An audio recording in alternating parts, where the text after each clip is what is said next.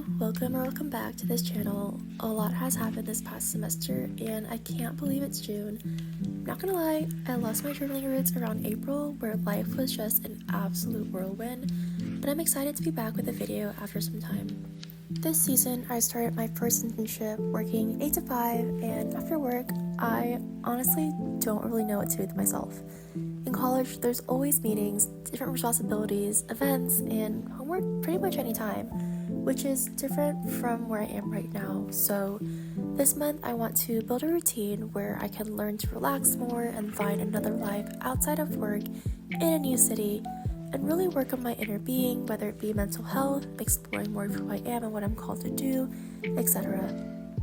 I chose to include a snail in my spread as a symbol of slowing down, but keeping the excitement for life in taking everything in. The shell looks like a planet, and it reminds me that even though I'm in a new city, I bring myself. Which reminds me of this quote, "You take yourself with you wherever you go." The saying basically just means that you can't escape yourself no matter how much you try to change your location or the circumstances around you. I also made this shell orange and pink.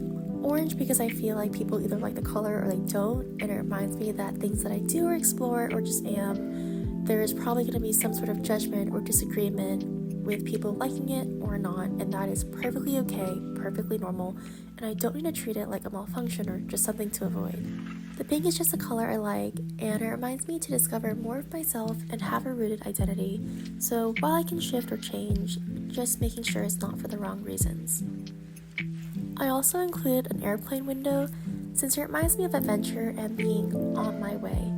I've talked about this quote, "on my way," probably before sometime, but basically it's just reminding me that I'm going to a destination and all that I can do is sometimes wait as part of the process. Worrying about it, whatever, is not going to make it any faster.